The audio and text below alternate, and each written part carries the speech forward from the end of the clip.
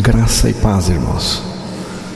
Vamos, em nome de Jesus, abrir a palavra em Marcos, capítulo 1, versículo 35. Vamos ouvir a leitura da palavra de Deus.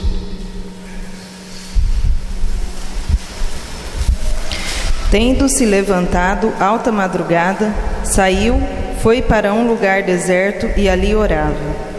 Que Deus fale conosco, que a palavra de Deus entre em nós e realize o que Deus tem para cada um de nós. Quando Cristo é a nossa vida, toda a nossa vida é vida com Deus. E quando isto é uma realidade nossa, orar passa a ser como respirar.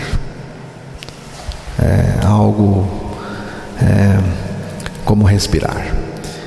Penso que o sentido de oração que Jesus veio nos trazer, é isto.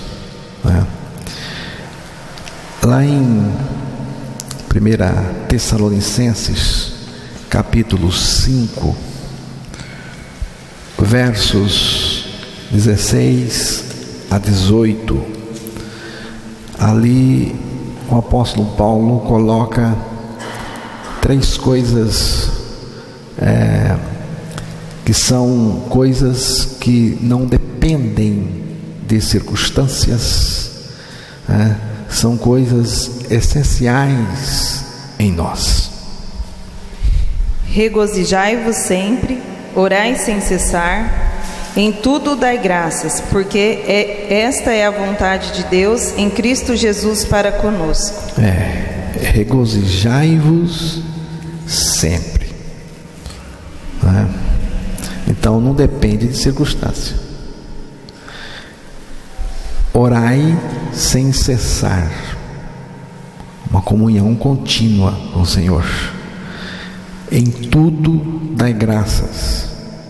Então, irmãos, aqui temos um estado interior criado em nós pelo próprio Deus, por Cristo em nós, pela vida de Cristo. Orar sem cessar é comunhão com o Senhor, conexão contínua com Ele, é estar conectado nele o tempo todo. Cristo em nós nos torna essencialmente alegres, gratos, e nos coloca numa condição de se relacionar com Ele de forma contínua. Orai sem cessar. É o que o texto está nos dizendo. Jesus disse algo assim revolucionário, algo novo, lá em João capítulo 14, versículo 20, ali Jesus coloca um novo tipo de relacionamento com Ele, com o Pai. Vamos ouvir. Naquele dia, vós conhecereis que eu estou em meu Pai, e vós em mim e eu em vós. Ele fala de um dia, o dia da cruz, da sua ressurreição. Ele fala de estar nele, Ele em nós e com Ele no Pai. Quer dizer, é um relacionamento diferente, novo, de qualquer coisa, É algo totalmente novo. Essa oração que estamos falando e vamos falar nesta manhã é um estado interior. Quem experimenta esse estado interior não tem, irmãos, dificuldade de separar um tempo para orar, porque já o faz sem cessar, já o faz o tempo todo. Como eu disse no início, quando Cristo é a nossa vida, toda a nossa vida é a vida com Deus. Era assim que Jesus orava, era assim com Jesus. E levantando-se de manhã, muito cedo, fazendo ainda escuro, saiu e foi para um lugar deserto e ali orava. O texto nos diz que Jesus levantou bem cedo e foi para um lugar e ali orava. Irmãos, se o Senhor Jesus sentiu essa necessidade, quanto mais nós, quanto mais eu. Então, Marcos registra uma expressão de Jesus que nos mostra o que ele orava, como ele orava.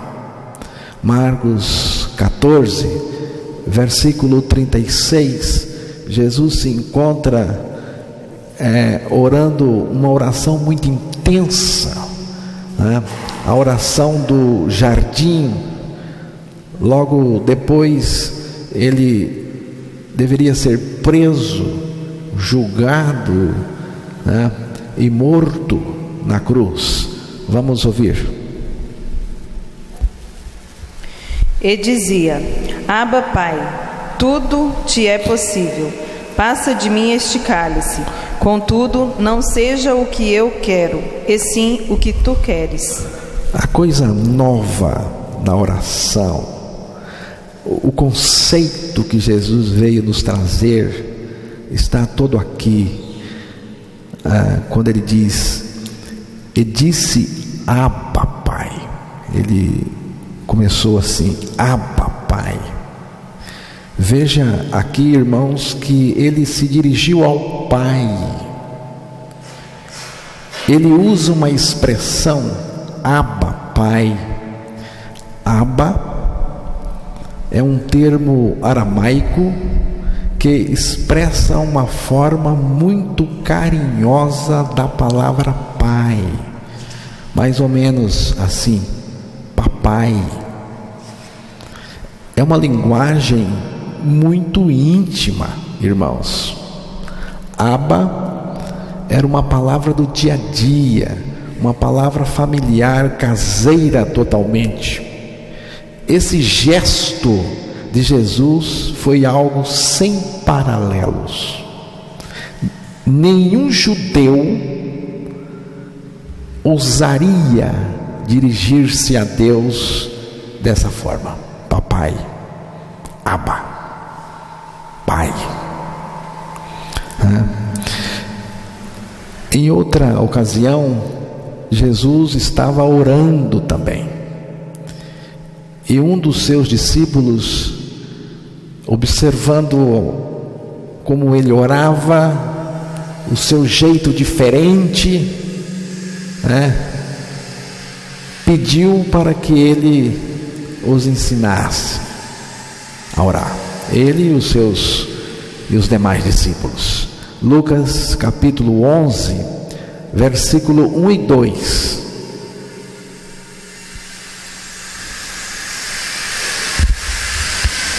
De uma feita, estava Jesus orando em certo lugar. Quando terminou, um dos seus discípulos lhe pediu: Senhor, ensina-nos a orar, como também João ensinou aos seus discípulos. Então ele os ensinou: quando orardes, dizei: Pai, santificado seja o teu nome, venha o teu reino. Irmãos, esse pedido do discípulo é estranho, é muito estranho. Por quê? Porque o discípulo aqui é um judeu. Os judeus aprendiam a orar bem cedo. né? Desde criança, pela tradição judaica, na época de Jesus, os judeus oravam pelo menos 3 vezes ao dia. Mas a oração com Jesus ganhou um novo conceito, ganhou um novo significado. Não apenas a oração, irmãos, mas tudo na vida cristã, em Jesus, com Jesus, ganhou um novo significado, né?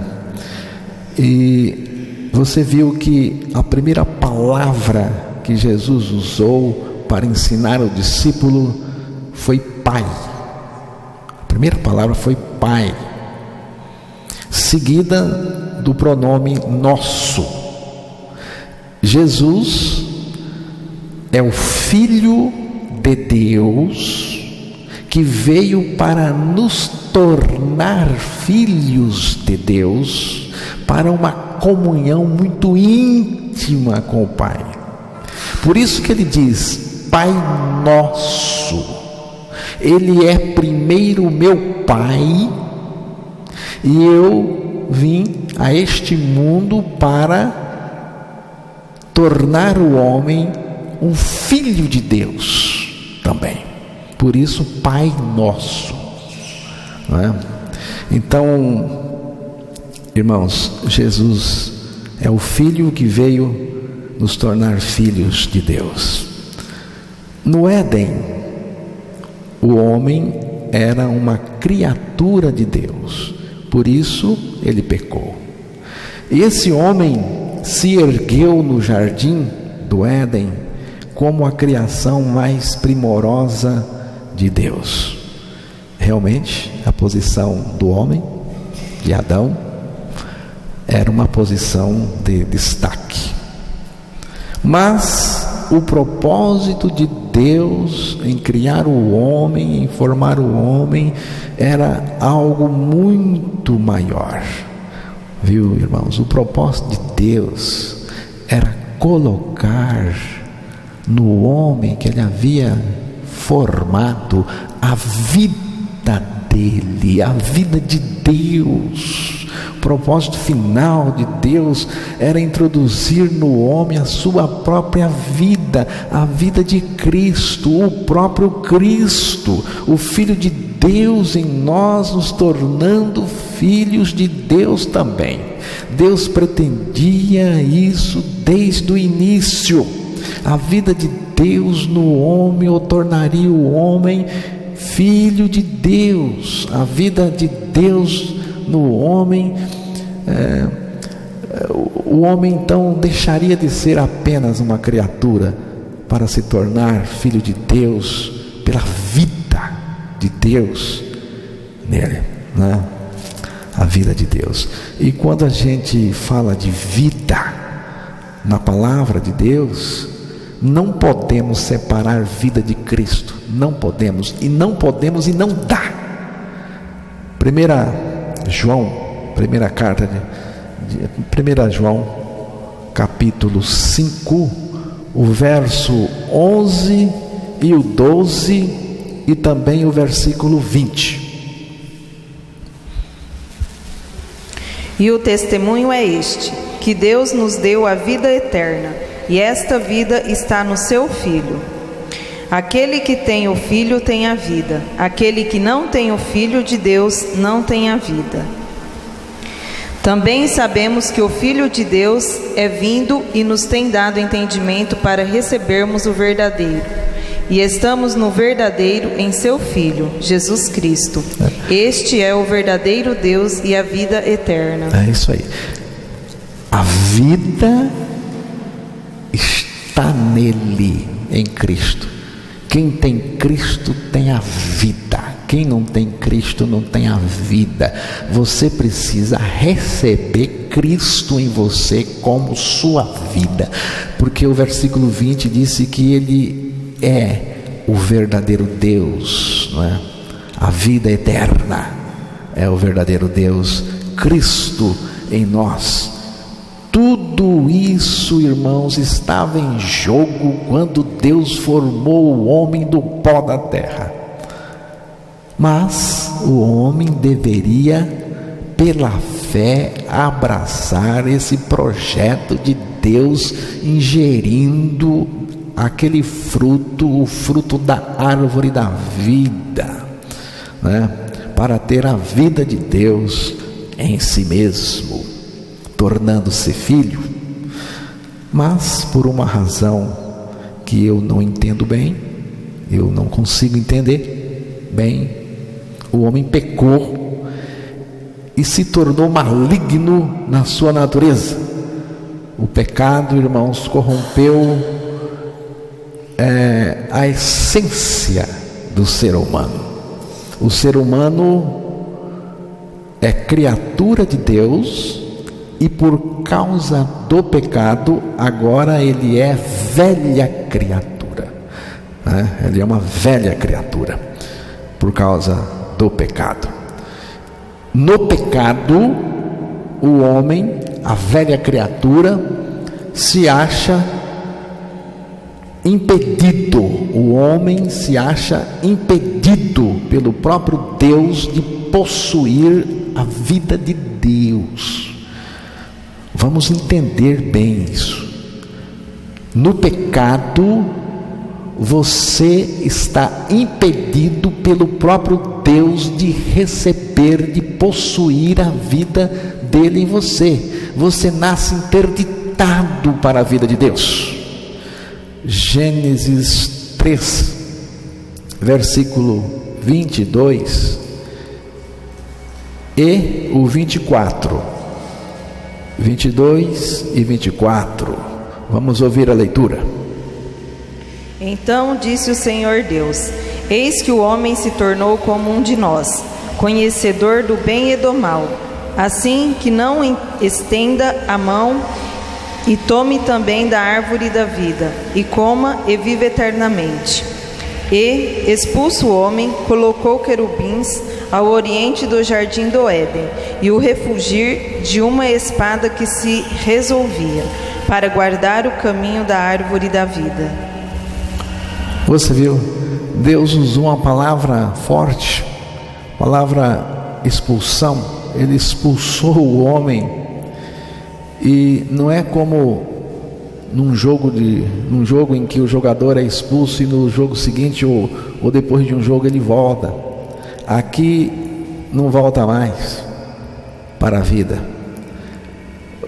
Deus colocou um anjo para guardar a árvore da vida, porque o homem não pode comer mais, porque se o homem comesse da árvore da vida agora no pecado, ele diz o texto que ele iria viver eternamente. Então, o que o texto está nos dizendo? Está nos dizendo o seguinte: que Deus não dá vida eterna ao pecador. Deus não dá vida eterna ao pecador. Não insista com Deus. Se você é pecador, não insista com Deus para que Deus lhe dê a vida dele, porque Deus não vai colocar a vida dele em pecador nenhum. Então, a questão do pecado precisa ser resolvida, e muito bem resolvida, para Deus colocar em nós a sua vida. Deus não desistiu do seu projeto original, não desistiu. No Antigo Testamento, Deus não se revelou como Pai. Ele era mais conhecido como Senhor. Como Pai, Deus não era conhecido no Antigo Testamento, mas Jesus veio para nos trazer a revelação do Pai e para nos tornar filhos de Deus. Mateus 11, verso 27, temos ali uma revelação preciosa ali sobre o assunto que estamos comentando com os irmãos. Tudo me foi entregue por meu Pai. Ninguém conhece o Filho, senão o Pai.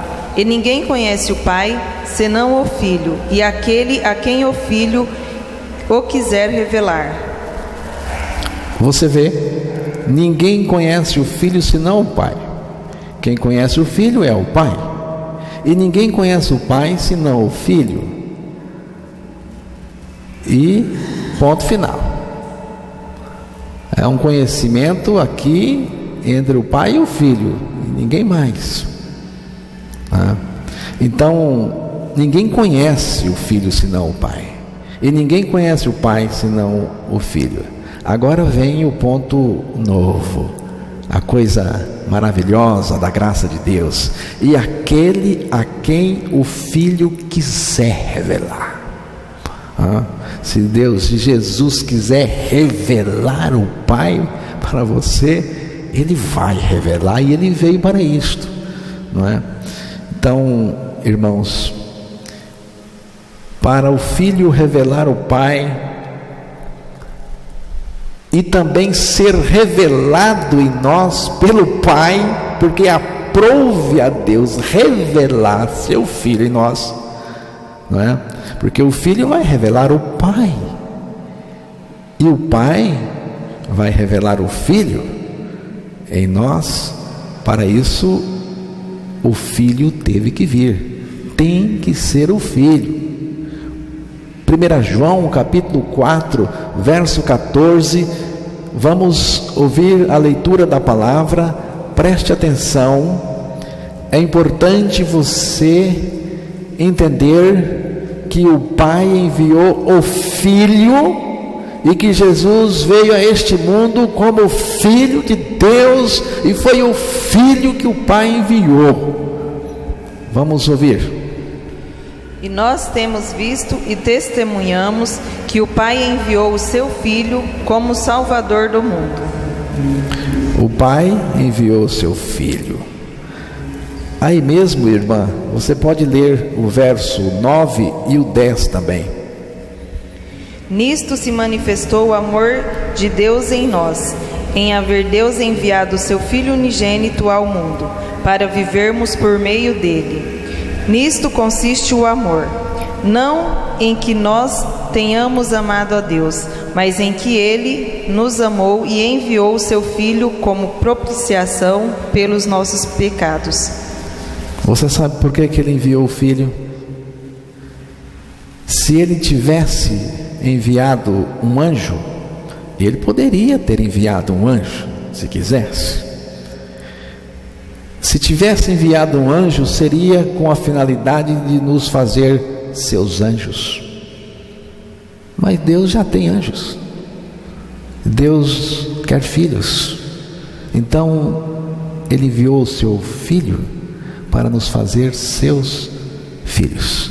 João capítulo 1, verso 12. Evangelho de João 1, verso 12. Mas a todos quantos o receberam, deu-lhes o poder de serem feitos filhos de Deus, a saber, aos que creem no seu nome.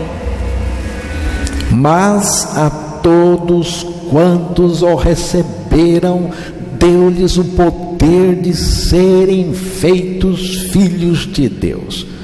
Não é? Deu-lhes o poder de serem feitos filhos de Deus, e não de se tornarem filhos de Deus. Ninguém, irmãos, tem o poder de se tornar filho de Deus por si mesmo. Não temos sequer o direito de sermos filhos de Deus. Não temos sequer o direito de ser um filho de Deus. Sendo assim, Deus começa nos adotando. Vamos ver Gálatas capítulo 4, verso 5.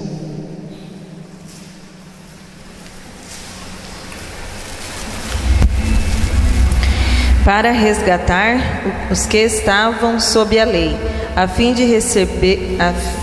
de que recebêssemos a adoção de filhos. Adoção de filhos. O que é adoção?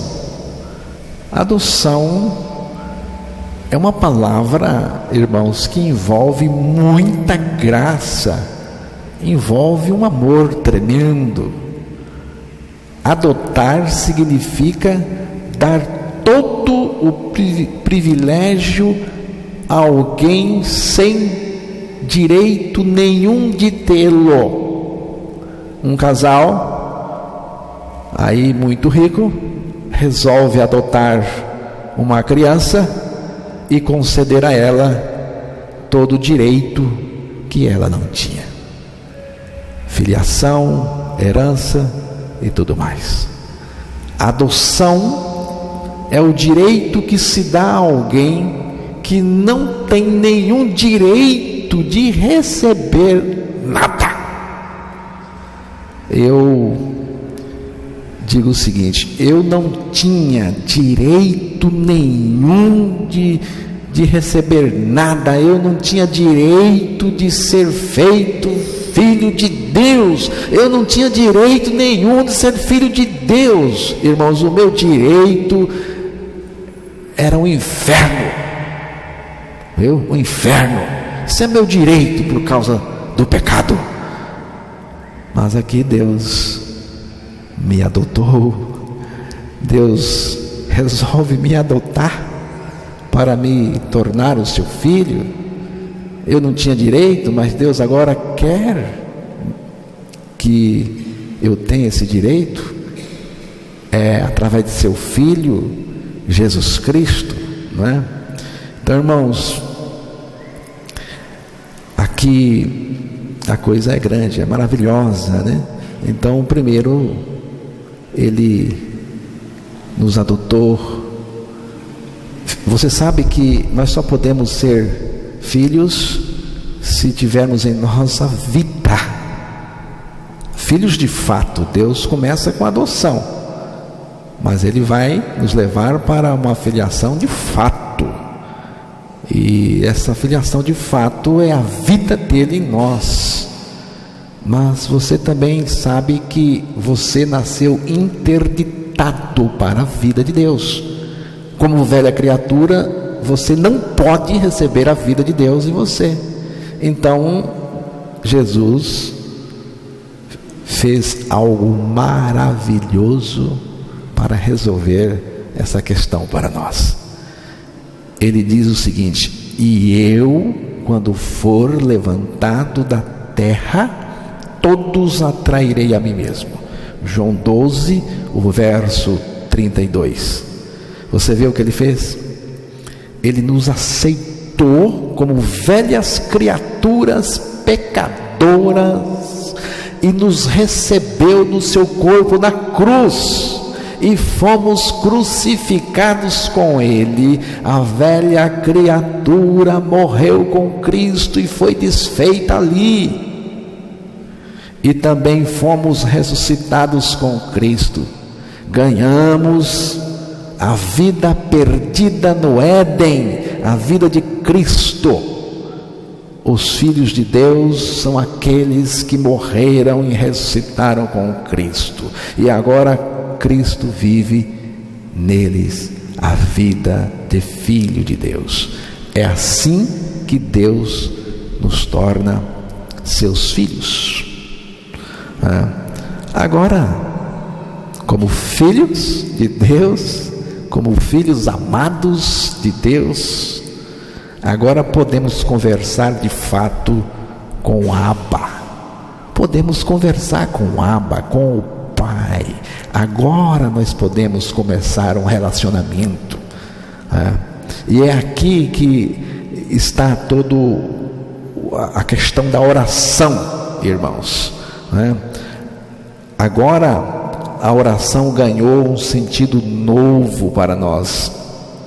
A oração de filho é comunhão, é intimidade, é bate-papo, é gratidão.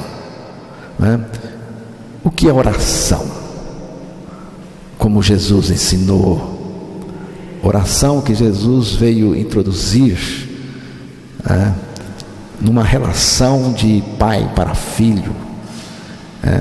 Então, primeiro, vamos ver o que não é oração de filho. Vamos ver o que não é oração de um filho de Deus, né?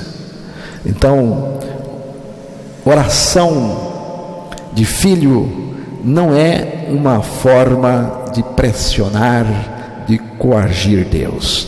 Não é, irmãos. Muitos oram a fim de convencer Deus a fazer aquilo que eles gostariam que Deus fizesse. Não é coisa de filho.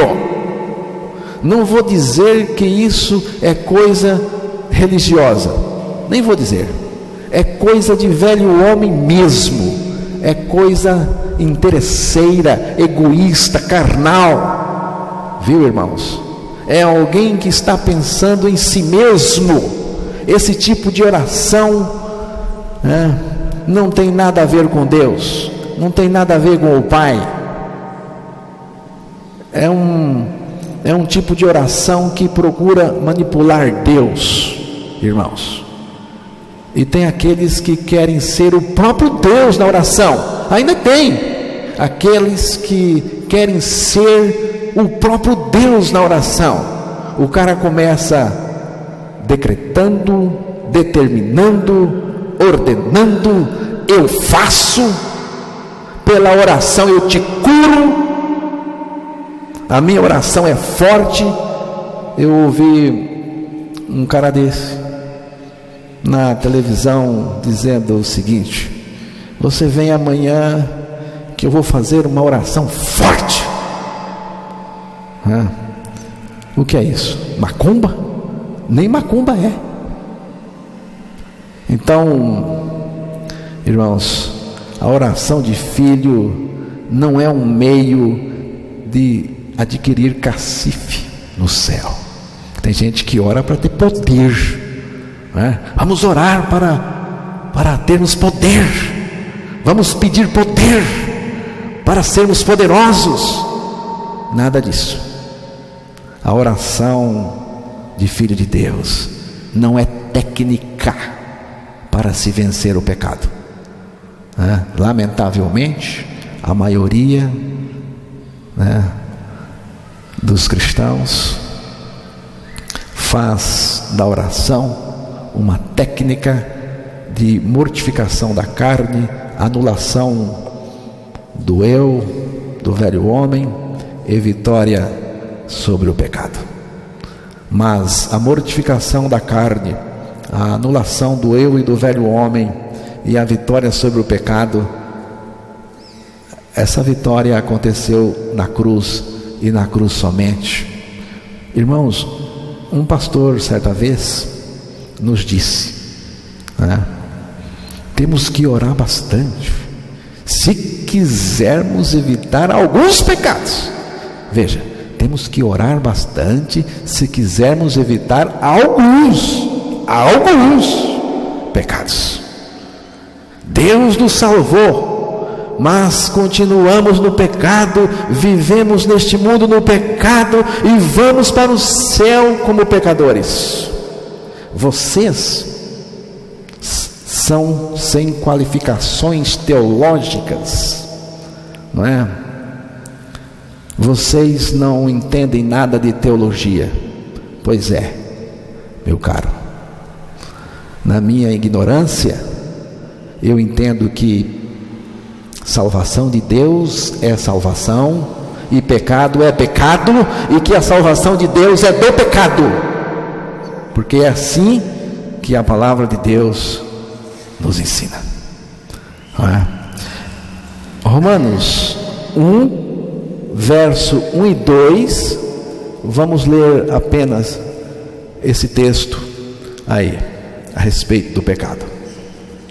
Paulo, servo de Jesus Cristo, chamado para ser apóstolo, separado para o evangelho de Deus, o qual foi por Deus outrora prometido por intermédio dos seus profetas nas sagradas escrituras.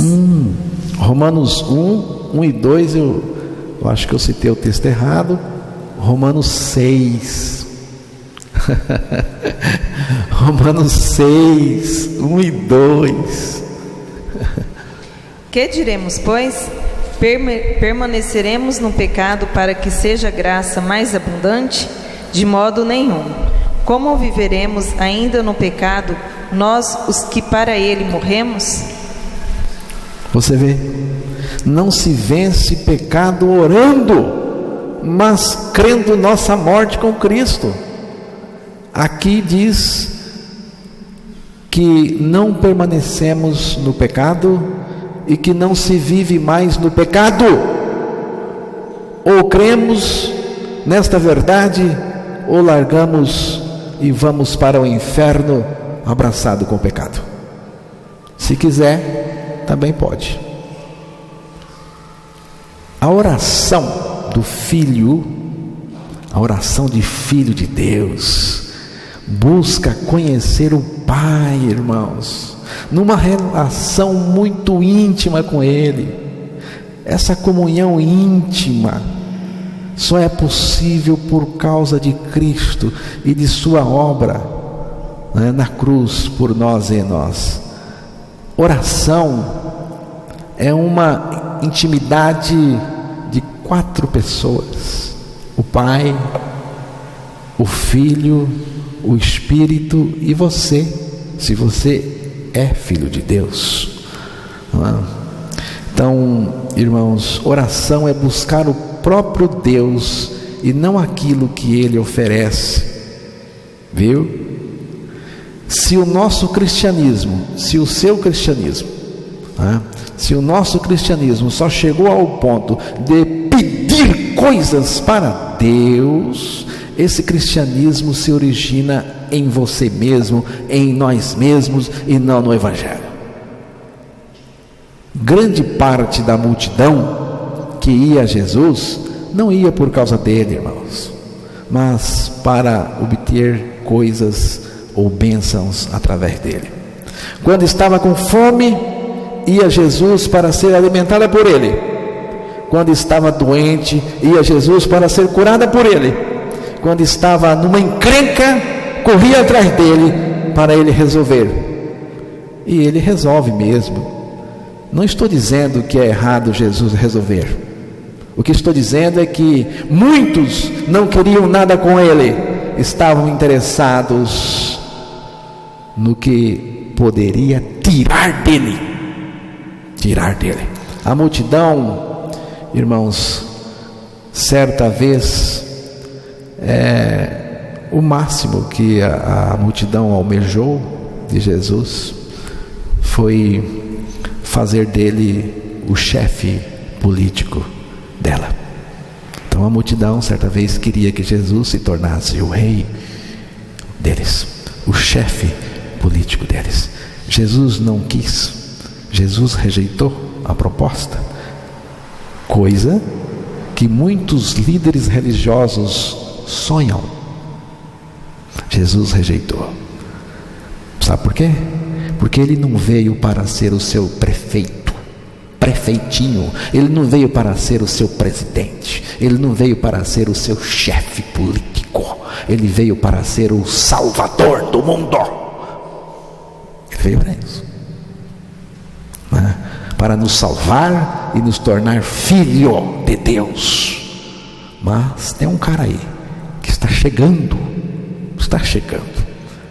e esse cara vai aceitar a proposta do mundo e vai se tornar o chefe político deste mundo, o anticristo, tá?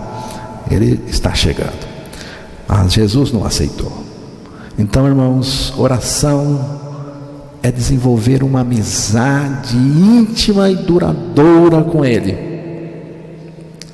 e é Ele que nos dá essa condição. É um relacionamento de amor entre nós e Ele. É estar cheio do conhecimento da vontade de Deus, a ponto de pensar o que Deus pensa e querer o que Deus quer. é exercitar uma confiança amorosa no caráter de Deus, é conhecer cada dia mais a pessoa maravilhosa de Jesus Cristo e através dele conhecer o Pai maravilhoso. Orar é desejar a presença de Deus mais do que qualquer coisa. É estar na presença de Deus e desfrutar dela. Orar é dialogar com Deus. Viu? Orar, irmãos, não é despejar um mar de palavras diante de Deus e dizer: escuta aí, porque Ele não precisa te escutar, você que tem que escutar Ele. Então, fale menos. Orar é uma conversa amorosa com Deus. É ouvir mais, falar menos. Oração é buscar Deus e não as recompensas de Deus. Buscar Deus para receber recompensa é coisa religiosa, é coisa de religioso. Mais importante do que pedir, preste atenção agora no que vou dizer para vocês. Mais importante do que pedir, irmãos, é buscar a pessoa de Deus, é buscar o próprio Deus. Estar com Deus é mais importante do que receber alguma coisa dele, porque qualquer coisa que você receba dele é menor do que ele. Quando Cristo é a nossa vida, toda a nossa vida é vida com Deus, não é? Cristo, nossa vida, é vida que não cessa, por isso podemos orar sem cessar. Oração é vida em Deus e com Deus. Agora, oração é um relacionamento de intimidade, mas também pode ser oferecida a Deus. Ela também pode ser oferecida a Deus. Vamos ouvir Atos capítulo 12, verso 5.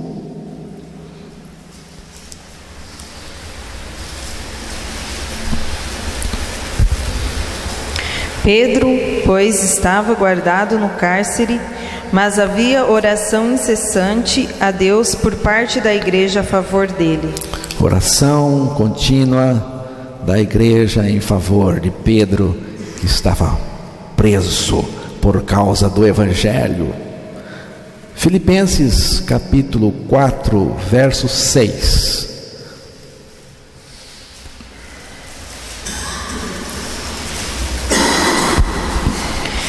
Não andeis ansiosos de coisa alguma. Em tudo, porém, sejam conhecidas diante de Deus as vossas petições pela oração e pela súplica, com ações de graças. E também eu já descobri onde estão as orações dos filhos de Deus. Aquelas orações que o filho apresentou ao pai, não teve resposta ainda. Apocalipse capítulo 5, verso 8.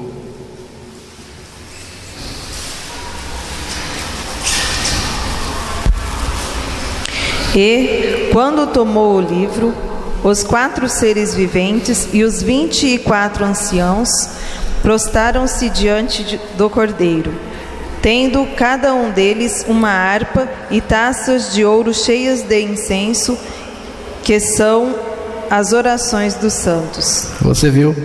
Elas estão guardadas lá. Então, irmãos, não são pedidos ansiosos, são orações oferecidas com ações de graça e louvor. Não são cobranças, apenas colocamos o assunto nas mãos do Senhor e deixamos com Ele. Quando a gente entrega uma determinada coisa ao Senhor, seja algo comum ou algo sem solução do ponto de vista humano, apenas temos de entregar, agradecer, louvar e descansar. Não vamos ficar nervosos, ansiosos, apreensivos e preocupados. Às vezes, irmãos, quando nós entregamos algo ao Senhor, ao invés de melhorar, piora muito. E quando piora, quando a coisa piora, o que eu faço? O que temos que fazer? Continue louvando ao Senhor, agradecendo com ações de graça. Mas o que está acontecendo comigo não é lógico. Alguém pode dizer: o que está acontecendo comigo não tem lógica, não é algo lógico. Então é o seguinte: lógico ou ilógico, graças a Deus te dou, Pai. Melhorando, não melhorando, graças te dou e pronto, Pai. Colossenses 4, verso 2. Vamos ler o último texto desta manhã. Perseverai na oração, vigiando com ações de graças. Perseverai na oração, vigiando com cobranças? Cobranças? Não, ações de graças. Irmãos, diante de Deus eu preciso sempre agradecer a Ele pela minha salvação, agradecer por Ele ter me atraído e me crucificado com Ele, agradecer a Ele porque Ele vive em mim, irmãos. Você já pensou? Deus vive em mim, Jesus vive em mim. Muito obrigado, Jesus. Eu não tenho do que me lamentar em nada, porque Tu vives em mim. Não é, irmãos? Agradecer pelo Pai maravilhoso que eu tenho. Então, eu agradeço a Deus, irmãos. Eu agradeço a Deus porque eu posso me dirigir ao Pai de uma forma muito íntima. Abba, Pai, Papai. E quando você diz papai, pai, papai, não precisa falar mais nada, seja lá o que for que você está enfrentando, viu? Papai, olha, acaba toda a tensão, toda a agonia, preocupação, acaba tudo. Graças te dou, Pai maravilhoso. Amém, irmãos?